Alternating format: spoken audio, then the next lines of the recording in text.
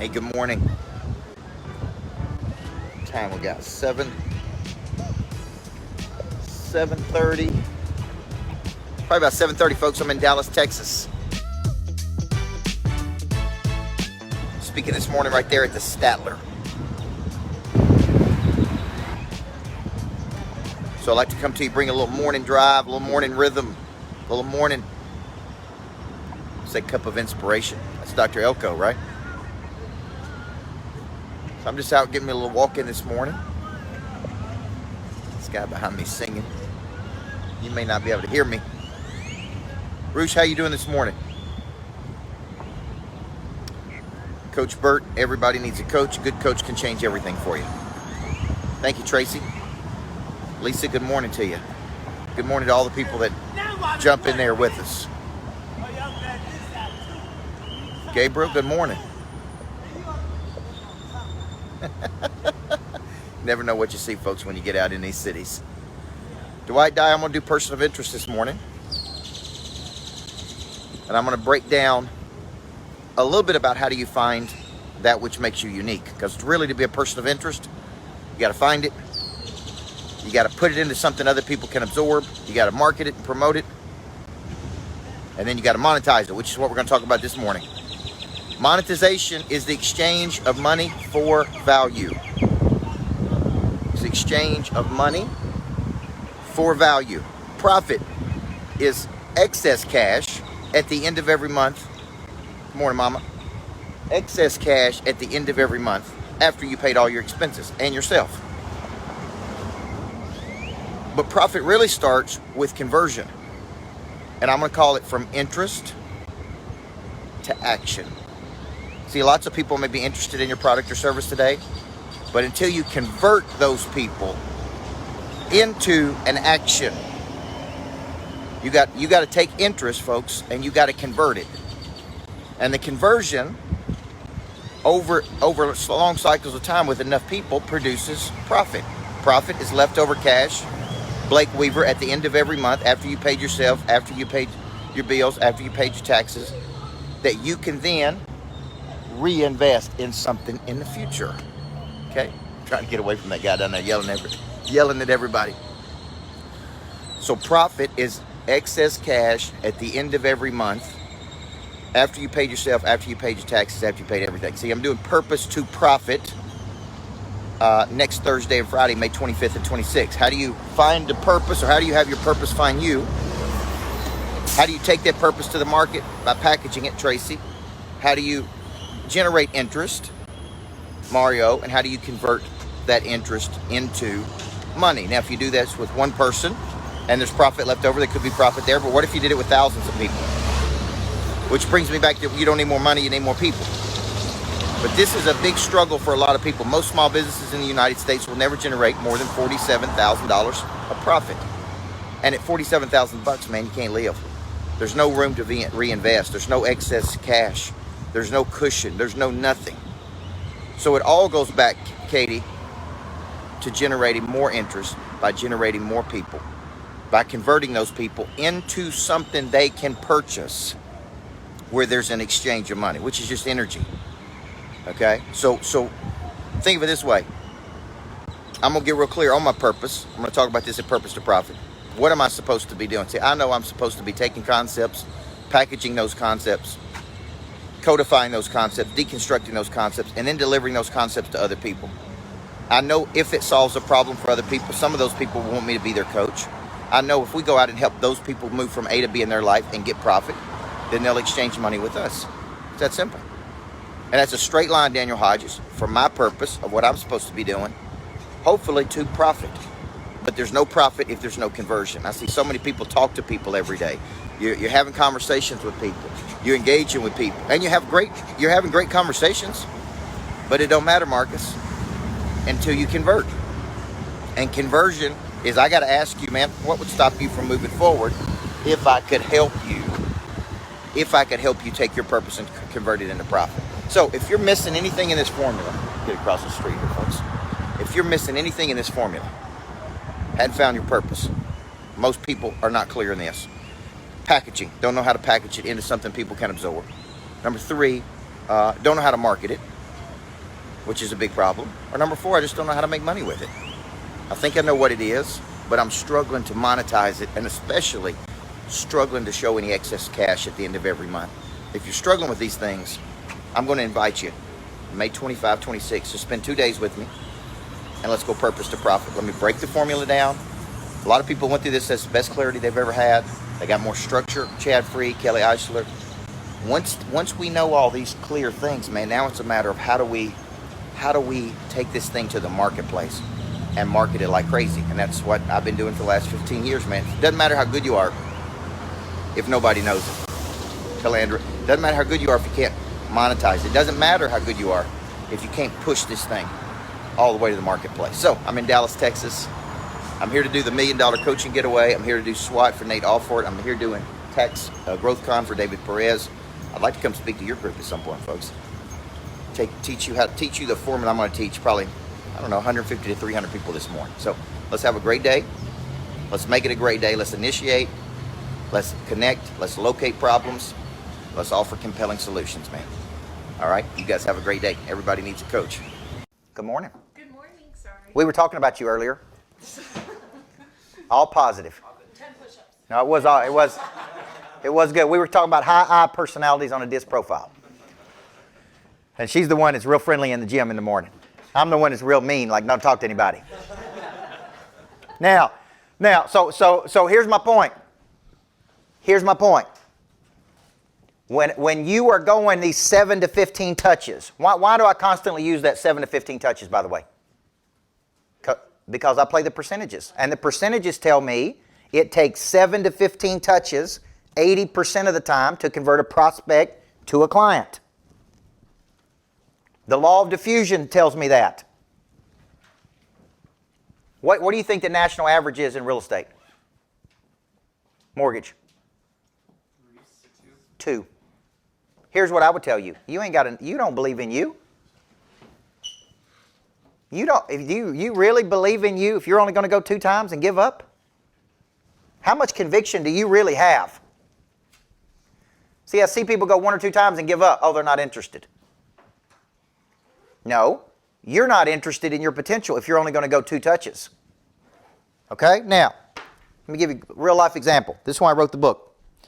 This morning, I got an email from a complete stranger, Clayton Jennings. The title was Permission to Close Your File. This is the email I got on the break. Hello, Coach. I've been trying to get a hold of you for a few weeks now and was just wondering if you're even getting my emails. I know you're super busy, and that's why I'd like to check with you first before I close your file. As I haven't heard back from you, it tells me one of these 2 things. You're all set with custom software, or you're still interested but haven't been able to get back to us. If you're interested, let's move on to the next step. If you're not interested, let me know and I'll close your file. Okay, this is from a guy I've never met, I've never talked to, I've never had a conversation with. I have no idea what he's even selling. This is the email I got from him this morning. Do I have permission to close this file? So what coaching would I give to Clayton here? See, he's a prospect for me because I can help him. Here's my point. He hasn't even called me. Number 1, he doesn't even know who I am. Number 2, he don't even know what my problems are. Number 3, right? Look at this. Look at this crap. The question he asks is, can I? Like he don't even know anything about me. He's trying to sell me something that he don't even know if I even have a desire that I want or if I even have a problem. So he hasn't been able to get my attention. He didn't even put his phone number in here in the email. So see, he's writing me off. Now this is a huge mistake. He's writing me off as a potential prospect when his methodology is all wrong. He has never got my attention. Is that the first step to selling another person something, getting their attention? Yes or no? He don't even have my attention. So now he's sending me a guilt. This is the worst thing you can do. Send a guilt email to another person, like shame them.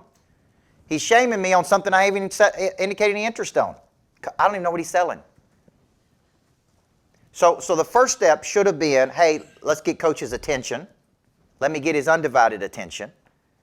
Let me initiate a conversation. Let me connect to him. Let me locate a problem. Let me push him to a compelling solution. See, he's doing all this through email, and I don't even know who he is. Everybody see this mistake? Okay, so this is a very important thing when you're following up with people. I like to know, A, what are your because goals? Why are you trying to do this? Right? What's the number one thing I say when I get on the phone with you? Anybody remember? It's a very simple question, but man, it changes everything. What are you trying to do?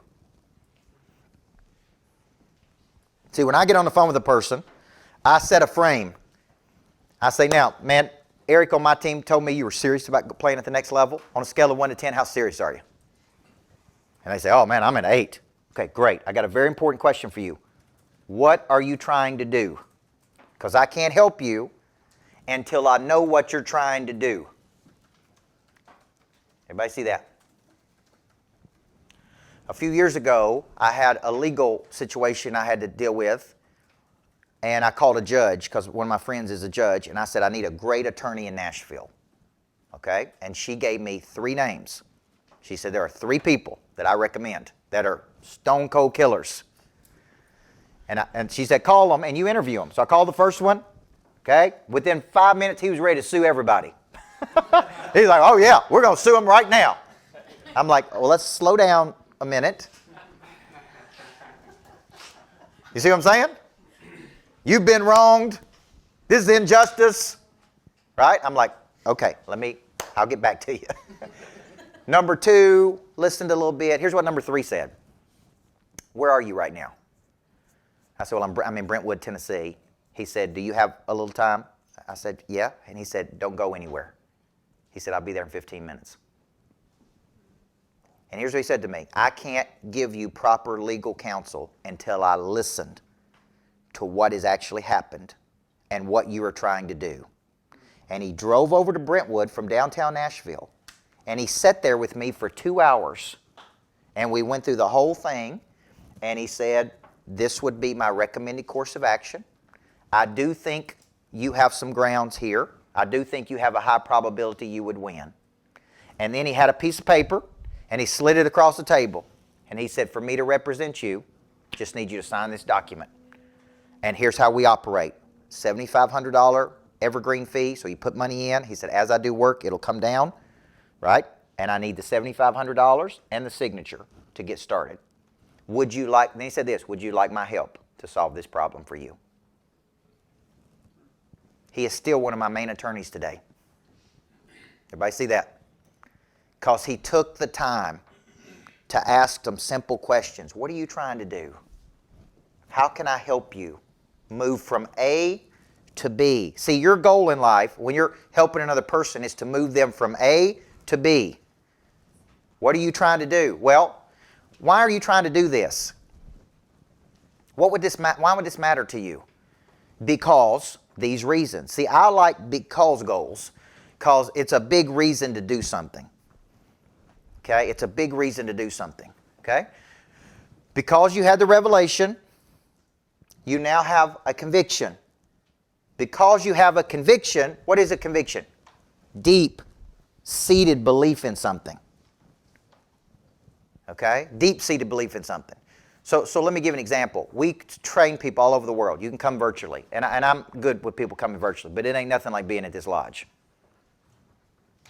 My sales team needs to have enough conviction to say, look, I know this is going to be inconvenient to you. I know you got to get on a plane. I know you got to drive in.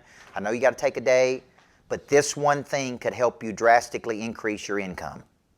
If you'll just slow down for a day to spend with him, this can help you. They got to have enough conviction to say that. Because here's what people say, oh my gosh, gas prices have gone up. Costs more money to fly. It's going to be hard. I'm real busy. I'm real busy doing one deal a month. That's what I hear from mortgage people. Oh, I'm so busy. I'm like, how many deals you doing? One. I'm like, oh, well, okay. You're not that busy. Okay, it's all in their mind. Yes or no? Yes. Too busy to go to the gym. I'm too busy to do this. I'm too busy for this.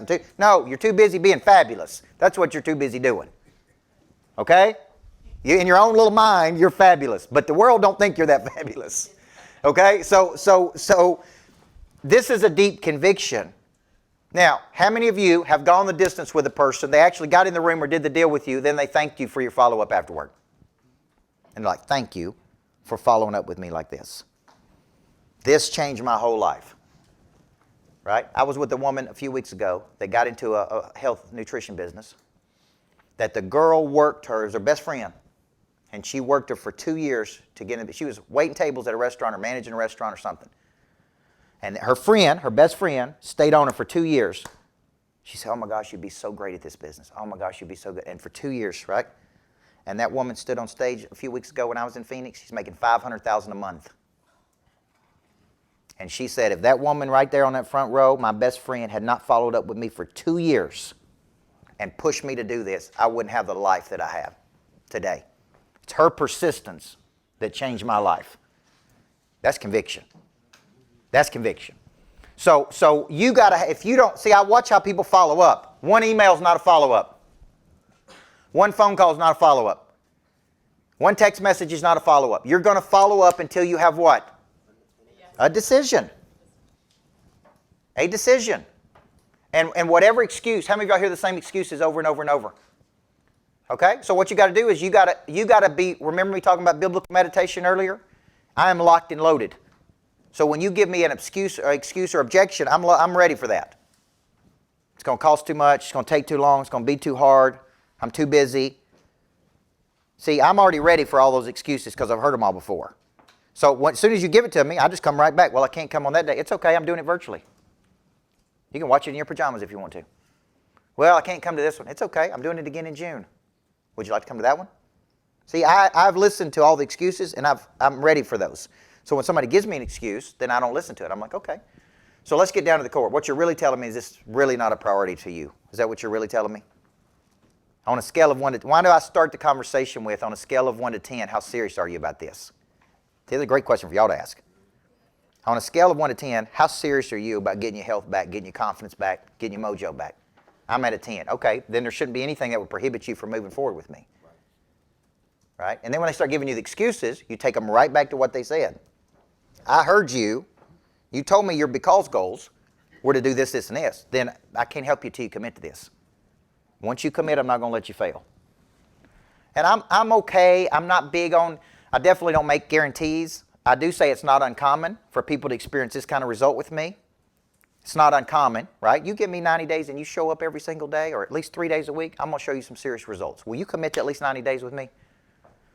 See where I'm going with this? So because of my conviction, I now am willing to take a lot of action. Okay? So typically for at least 2 hours a day, I do nothing but follow up with people. At least. And it's everything from video text, voice text, videos. Right? It's anything I can do to get their attention.